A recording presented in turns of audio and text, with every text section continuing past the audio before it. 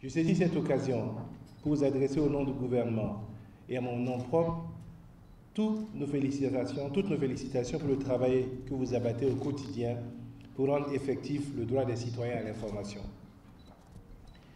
Chers confrères, mesdames et messieurs, la rencontre du jour s'inscrit dans le cadre d'une série de rencontres avec les acteurs du monde de la communication que le département a initié depuis mon arrivée et qui nous a permis donc d'aller dans certaines régions, dans certaines rédactions, d'y rencontrer des hommes et des femmes de médias afin de les encourager dans leur travail quotidien, mais également de les féliciter pour leur contribution à l'information et à la sensibilisation des populations. Le cadre qui nous réunit aujourd'hui doit être donc, à mon humble avis, un tremplin pour renforcer la confraternité entre les premiers responsables de médias que vous êtes et le département de la communication et des relations avec le Parlement, afin d'établir de meilleures relations de collaboration dans un intérêt bien compris des ententes des uns et des autres. C'est la traduction donc de l'engagement de mon département à jouer pleinement son rôle de tutelle technique des médias burkinabés. Les sujets qui vous intéressent sont multiples et je serai heureux d'échanger avec vous sur les différentes questions et préoccupations que vous aurez à apporter et à aborder.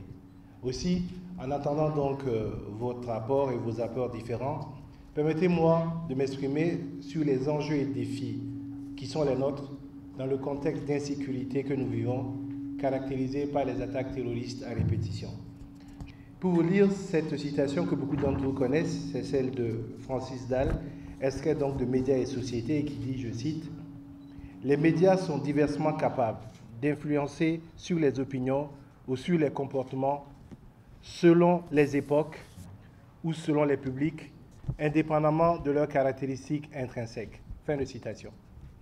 Plus que jamais, mesdames et messieurs, chers confrères, la responsabilité sociale des journalistes et plus généralement des médias est engagée face à ces actes de terrorisme qui fragilisent nos institutions démocratiques et sèment un climat de psychose et de méfiance au sein de nos populations. Il ne se passe pas un jour où la question sécuritaire n'est pas abordée dans la presse. Chers confrères et chers consoeurs, il arrive souvent que l'on joue par précipitation ou par la recherche du scoop ou encore par défaut de recoupement le jeu des terroristes dont le funeste projet de déstabilisation des États passe par la promotion de la violence. Rapidement, certains diront que les médias, que nos médias polluent notre atmosphère, polluent notre monde en diffusant en boucle des informations déprimantes et par conséquence dangereuses. Prise au jeu de la concurrence et de la course à l'audience qu'accentue le développement exponentiel d'Internet et des réseaux sociaux, les médias peuvent en effet se retrouver parfois contre leur gré dans une bataille des images, dans une bataille des mots, dans une bataille des déclarations. Les médias sont donc pris dans un dilemme infernal, comme écrit le juriste français Antoine Gaparon, et je cite, « D'un côté, l'écho médiatique risque de faire des victimes les messagers involontaires de la recherche de gloire des bourreaux, de l'autre, une autocensure peut être interprétée comme une capitulation. La peur peut faire réclamer des atteintes aux libertés qui finissent par réduire les différences entre les États démocratiques et les régimes autoritaires, précisément ce que recherchent les terroristes. » Fin de citation. Et pourtant, vous en convenez avec moi, les médias se doivent d'informer, de donner la juste information aux populations.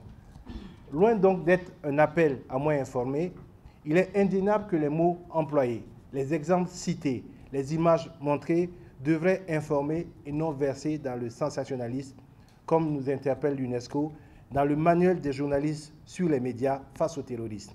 Il y va de la sécurité même et de l'intégrité physique des médias et de la survie parfois des organes de presse.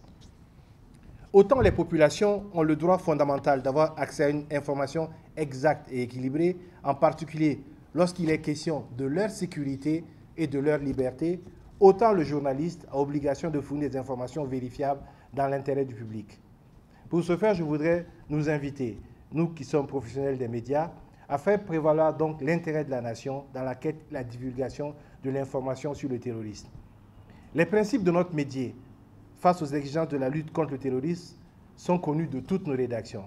Il nous faut en effet tenir compte de l'impact de nos publications, car tout le monde doit le reconnaître. Dans ces conditions-là et dans cette atmosphère-là, tout le monde consomme nos productions médiatiques, surtout par ces temps. Plus que jamais, les règles de recoupement des informations avant toute diffusion, de non-publication d'informations incomplètes, tout comme le choix des mots, des expressions ainsi que celle des images que nous diffusons se pose avec acuité. Beaucoup plus sensibles encore que les questions sont les questions de positionnement ou de position plutôt occupées par nos forces de défense et de sécurité, les questions de leur capacité de feu, les questions des stratégies mises en œuvre. Comme le précise l'UNESCO dans les médias face au terrorisme, manuel pour les journalistes, ce n'est pas, je rappelle, un appel à moins informer. C'est surtout que le journaliste a l'obligation de fournir des informations vérifiables dans l'intérêt du public et celui-ci a le droit fondamental d'avoir accès à une information exacte et équilibrée. Et cela est un élément important. Est-ce que la couverture incessante que nous faisons des alertes médiatiques constantes que nous donnons, est-ce que la reprise en boucle de certaines informations évoquant des événements dont la nature fondamentale est de susciter la peur justifie parfois la frénésie qui entraîne toutes nos rédactions? Il y a un roman que certains d'entre vous ont lu qui est Ange et démon de Dan Brown, le premier donc de la série qu'il allait sortir, qui est paru en 2000 et qui a eu cette phrase que je voudrais faire mienne, car elle pose toute la responsabilité sociale que nous avons dans cette lutte. Je voudrais le citer. Le but du terroriste est tout simplement de provoquer peur et terreur. La peur mine toute confiance dans la classe politique, elle affaiblit l'ennemi de l'intérieur, elle démoralise le public. Le terroriste n'est pas l'expression d'une fureur incontournable, non, c'est une arme politique. Elle veut priver un gouvernement de sa façade d'infaillibilité et le peuple perdra ainsi confiance en lui. Fin de citation. Chers confrères, voilà donc mon propos introductif pour ces échanges que j'aimerais francs, divers, sur tous les sujets qui nous concernent.